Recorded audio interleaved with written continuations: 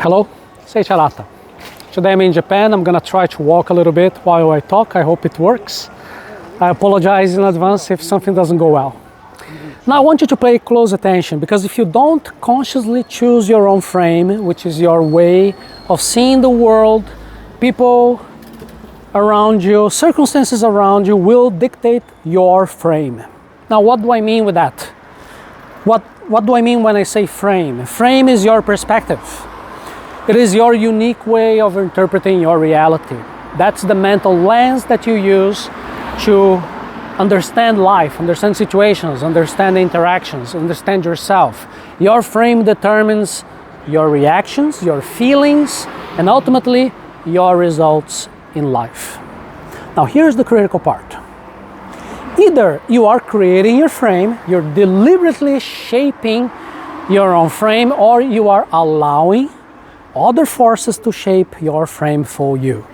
It can be society, it can be your family, it can be random circumstances dictating your frame. And then what happens is that you lose control. You stop living your authentic life, and you start living a life that is just to meet other people's expectations. Do you all know what I'm talking about? And this idea of consciously shaping your reality, it goes very well with Albert Bandura's social cognitive theory. We already talked about Bandura here in this channel. He was a psychologist famous for showing that human beings are not just passively in this world. We're actively shaping our own realities. How do we do that? Through our beliefs, through our expectations, through our actions. And Bandura emphasized the concept called self-efficacy, which means that you have to believe that you have the capacity to create the outcomes you desire. And when your self-efficacy is very strong, you can set clear goals, you can take action, and then you see yourself as somebody who's capable of shaping your reality, shaping your future, shaping your destiny. Imagine two people starting a new business, right? Alice and Bob. Okay, Alice, the first entrepreneur, she believes she can overcome challenges, she can find solutions, she can succeed. She is confidently setting goals, she's persisting even when things get tough. Now Bob, the second entrepreneur, he has questions about his own ability. He sees failure as proof that he's unable. He sees the setbacks as proof that he's incapable. And the difference here is just frame. One entrepreneur is consciously controlling her reality, that's Alice, and Bob is allowing the circumstances to control him. Now, think about how all of this applies to your life. If your frame is weak, if you constantly hesitate, if you ask permission, and if you feel unsure of your decisions, well, you're always depending for external validation.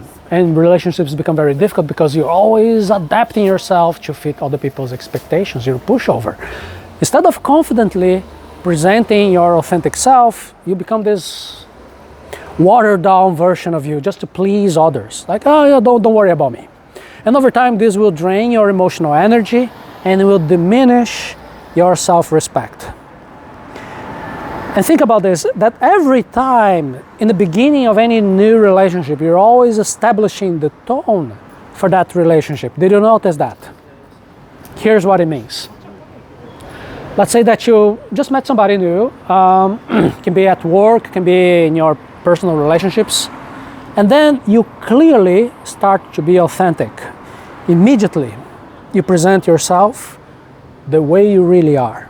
You're communicating what you value, how you expect to be treated, the things you don't tolerate, your values. And when you establish this, you're doing it like you're having a strong frame of your reality. Your boundaries are respected. Your relationships will flourish because now there is mutual understanding, there is respect. You're setting your limits in a healthy way. Now, imagine the opposite.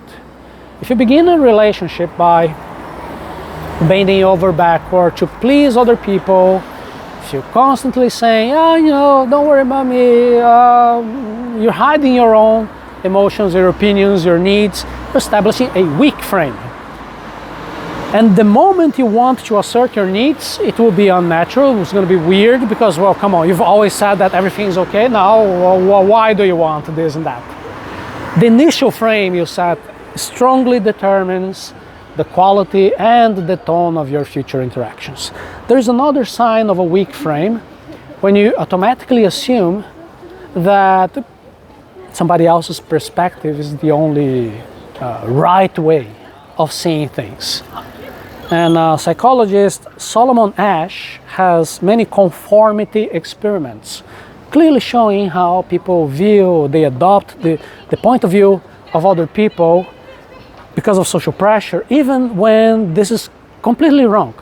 There are situations in which participants change their own answers to very simple questions because people around them are giving wrong answers because they are actors, right? And this illustrates how powerful the social pressure is in shaping your reality. Imagine like, what color is this? And everybody's like, blue, blue, blue, blue, blue. It's your turn, you wanted to say green, but you're like, oh, I think that's blue, right? Yeah. So this happens from childhood. We have been conditioned to accept authority, to follow instructions, to prioritize harmony over asserting our own needs. You have already learned to unconsciously adapt to other people's frames without questioning. But this conditioning will weaken your autonomy, your confidence, your self-esteem. And what can you do to overcome this? First of all, you have to realize that there is no such thing as just one valid frame. Each person's perspective is just one possible interpretation of reality. You need to consciously step back.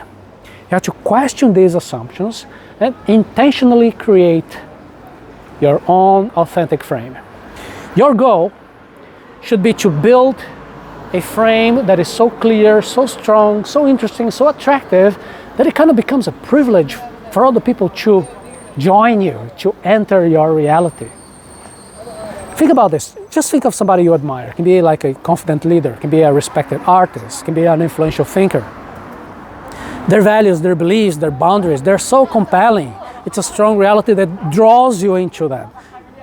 It feels special to interact with them because if you have a strong frame, people naturally admire you, your confidence, your authenticity. It's like a privilege to interact, to engage with you. Now, if your frame is weak, the opposite will happen. What happens? You're constantly changing your opinions, changing your behaviors, changing your preferences because you're always adapting to other people's realities. You become diluted, uncertain, replaceable. Nobody truly respects a person whose identity is always shifting, right? Can't trust you. In every interaction, you're always doing something different, saying something different. To understand why this happens, there is a Martin Seligman's learned helplessness theory. Seligman discovered that when people repeatedly experience situations where they feel powerless, eventually they stop trying. They give up. They stop trying to change their circumstances, even when real opportunities to improve their lives appear. They learn helplessness. And this is bad because you start to believe that your actions have no real impact on your life. You lose motivation, you lose optimism, you lose control over your life. What can we do? You can reverse this learned helplessness by taking small, deliberate actions to reassert control over your frame. There is some ambulance or something here. Let me see. Behind me. I hope it's gonna be okay to continue the video. Maybe I'm doing something illegal here. Okay. You know, getting back, you can reverse the learned helplessness. You can take small, deliberate actions to reassert control over your frame. And every small step you take will be reinforcing that, yes, you're capable. You have self-efficacy. You can strengthen your frame. And gradually, your sense of autonomy, of power and optimism will become stronger. So let me give you a few practical steps, right? So how can you change things? What can you do starting today?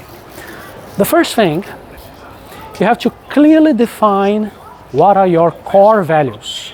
Your core values. You have to ask yourself right now, what is that really matters to me? What are my non-negotiable values that I will never compromise on. The second thing, you have to become more aware of the moments when you're automatically adopting somebody else's frame. You have to notice this. Notice the situations when you say yes, yes, yes, just because you want to avoid some conflict or you want to hide your true feelings. Only awareness. This alone will help you to break this habit. The third thing, you have to practice to clearly and respectfully communicate your boundaries.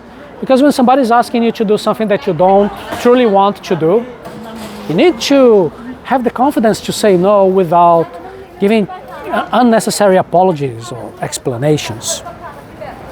And finally, you can strengthen your frame by clarifying your goals, your direction in life. When you have clear objectives, your frame naturally solidifies.